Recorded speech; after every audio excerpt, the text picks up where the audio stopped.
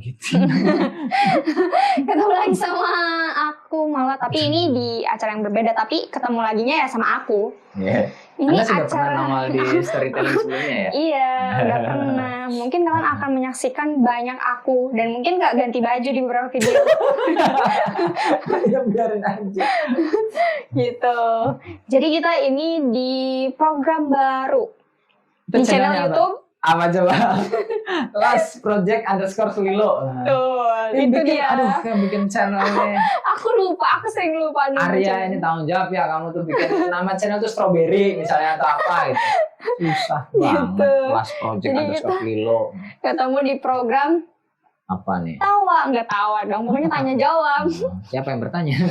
Siapa yang bertanya? Aku yang bertanya, Kak Alex menjawab gitu. Kalau bisa ya. Iya. Anda mau bertanya apa nih? Jadi sekarang aku tuh punya set pertanyaan nih. Apa? Kan di dalam dunia perfilman itu tentunya ada sutradara ya yang mengatur, bukan mengatur juga sih, mengarahkan produksinya gitu. Nah, kan wah apa tuh? Ini baru ini. Malah ini. Jadi Malah ini adalah makhluk horor yang dibawaannya banyak. yang mengarahkan produksi.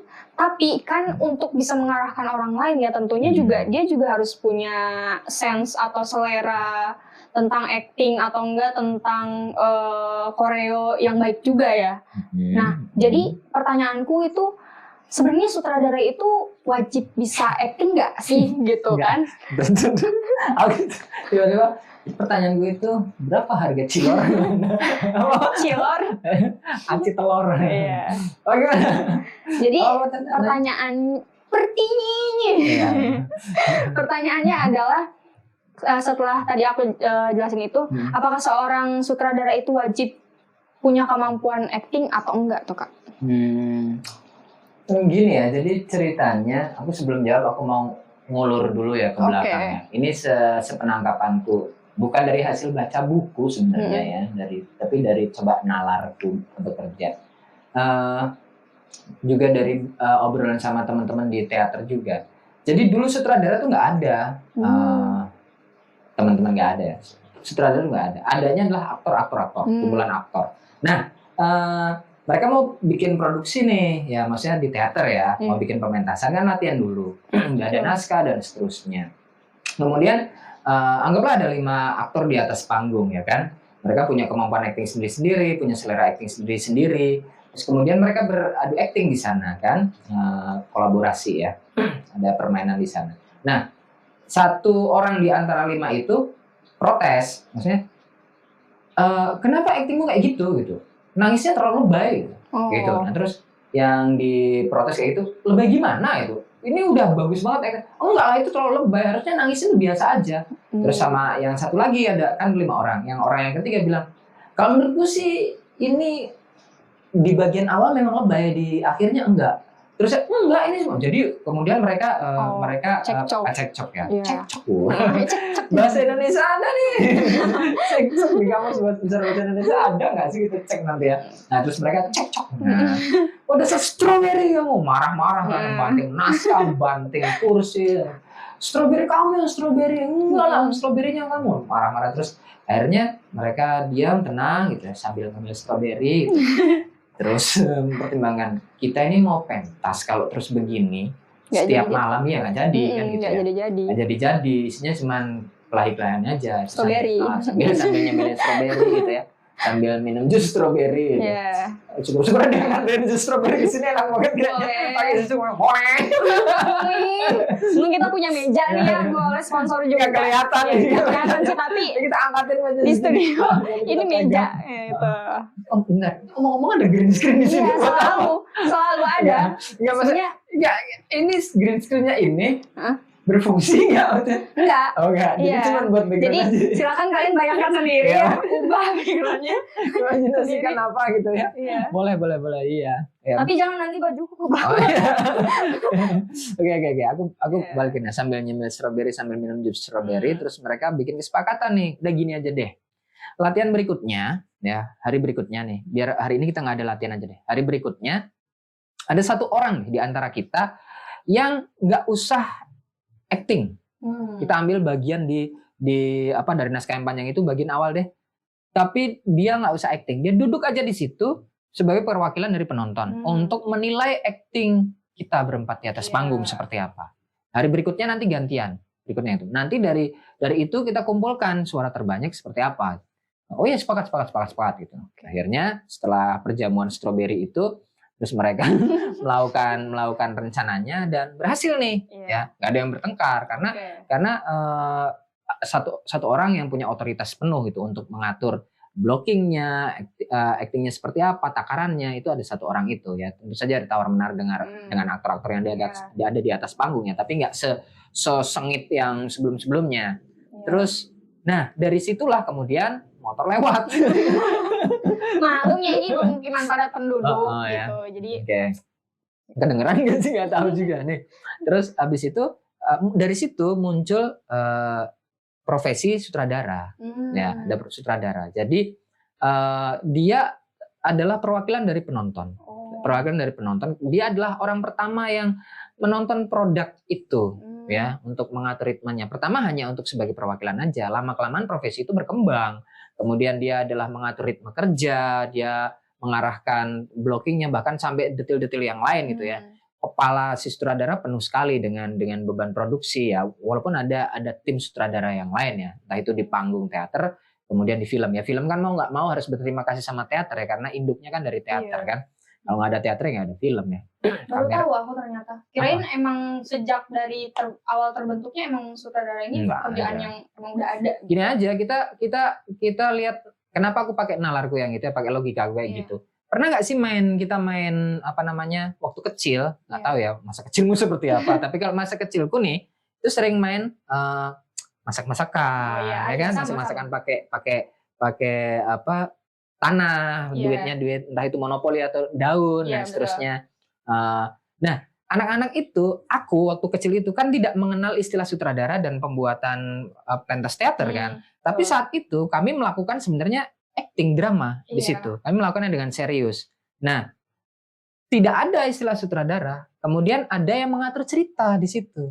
Oh iya, ya kan? Gitu. Biasanya Kan gitu. Ada yang mengatur cerita. Nanti kamu jadi ini, walaupun ya ada dan berkelahi kan di situ. Nah, kemudian dari situlah muncul, pokoknya harus ada satu orang yang mengatur semuanya. Skema besarnya, konsepnya ada di situ sama si sutradara. Jadi tidak ada profesi sutradara pada zaman sebelum-sebelumnya nggak ada, baru-baru sekarang ini ya. Sekarang itu bukannya tahun 2023. Ya ampun, sudah tertinggal 10 tahun. Kepalaku terhempas 10 tahun. Anda dajjal lah berarti 10 tahun ke depan itu, aku 10 tahun ke belakang. Oke. Akhirnya jadi artinya sutradara itu tidak harus bisa acting ya. Kalau ngomong bisa acting tuh setiap orang sebenarnya bisa acting, ya kan? Cuma tinggal bagus apa enggak gitu ya. Bagus apa enggak gitu ya, tepat apa enggak gitu ya. Ada yang masih grogi-grogi. Tapi kalau ngomong acting bisa. Jadi artinya gini, sutradara tidak harus bisa banget tentang acting. Bahkan dia nol besar tentang acting nggak masalah, karena tugas dia bukan acting. Tugas dia adalah mengatur ritme kerja, mengatur bagaimana proporsi di kamera, dan walaupun dia dipanggung oleh asisten-asistennya, oleh DOP dan seterusnya, oleh acting coach di situ. Justru yang harus memahami tentang acting adalah acting coach, ya, pelatih actingnya. Pelatih acting juga akan mengajarkan bagaimana membentuk blocking, tawar-menawar dengan aktornya, menafsirkan naskahnya juga bersama dengan sutradara. Tapi sutradara tidak ngurusin itu, karena sutradara isi kepalanya jauh lebih besar dari itu. Bagaimana jam segini jadwal harus selesai dan seterusnya. Karena kalau dia ngurusin acting juga, kalau ada actingnya yang strawberry banget gitu ya, maksudnya ya itu juga jadi strawberry itu, menyebalkan sekali gitu. Malah waktunya kolor-kolor gitu. Itu tugasnya acting coach gitu. Dan tugasnya asisten sutradara 1, 2, 3, 4, 5, 6, 7, 8, 9, 10 banyak sekali gitu. Bikin film seluruh dunia gitu ya, seluruh bumi. Nah itu sebenarnya nggak harus, tapi dia harus memahami. Dia setidaknya sebaiknya sutradara itu pernah ada di panggung teater atau di acting lah ya, entah itu di film atau apa teater. Jadi dia tahu proses membentuk karakter itu seperti ini, walaupun dia tidak mahir banget. Kalau misalnya kena marah sama sutradara itu nggak enak, kayak gitu kan. Jadi dia tahu betul psikologisnya si aktor yang di depan kamera atau di atas panggung. Kalau marah takarannya seberapa, mungkin dia punya beban apa yang lain. Jadi cara mengaturnya bagaimana. Jadi nggak mentang-mentang karena sutradara Anda harus begini dasar strawberry gitu. Nah, Bisa acting nggak strawberry kan nggak gitu juga gitu. Walaupun ada kok sutradara kayak gitu marah-marah banting kursi, banting gelas, banting rumah. Gitu. Wah, ngeri banget ini marahnya ya. Gitu. Sudah di luar naskah. Gitu sih. Gitu. Jadi nggak harus. Aku juga menyutradarai nggak pinter-pinter banget, acting gue ya biasa-biasa aja. Anda sudah nonton film yang ada sayanya? Nggak bagus-bagus juga acting gue ya. Nah, tapi untuk menjadi sutradara bukan tentang jago atau tidak Anda di acting, tapi jago atau tidak Anda menguasai aktor-aktor Anda, menguasai ritme kerja Anda. Seperti itu. Itu sih.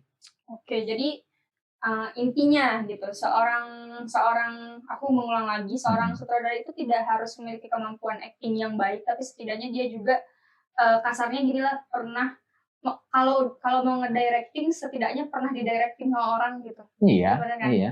Gitu, didirecting sama orang dan mengerti alur kerja, bisa menguasai. Sama gini deh, kalau misalnya kamu nih, ini contoh sederhananya ya. Iya.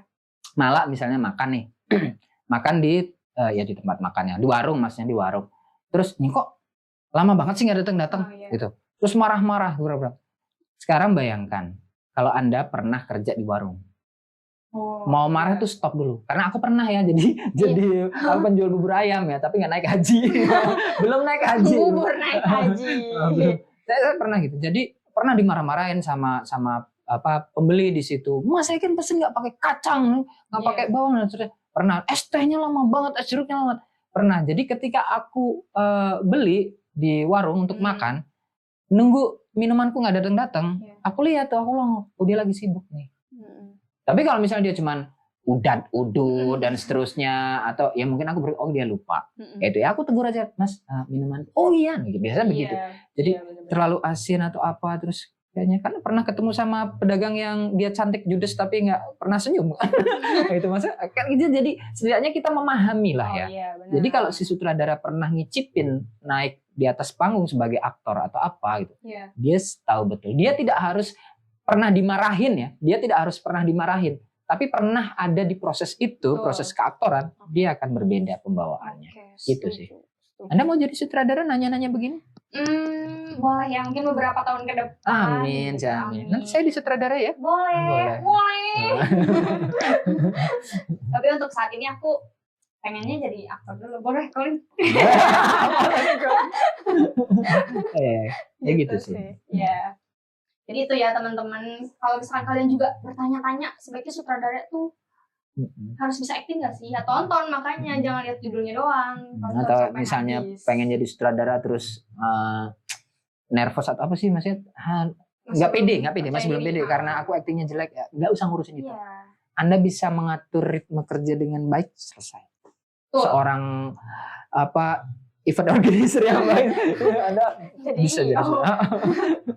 Oke, gitu aja sih pembahasan untuk malam ini buat kalian yang mungkin juga punya pertanyaan-pertanyaan nih buat kita bahas di sini, terus biar kita kami. juga. Oh iya. Anda bahasa Indonesia dapat berapa? Ya, maaf, salah kita itu sama ini juga. Kan mungkin mereka juga mau mengeluarkan pendapat. Oh iya benar. Di kolom komentar gitu. Iya.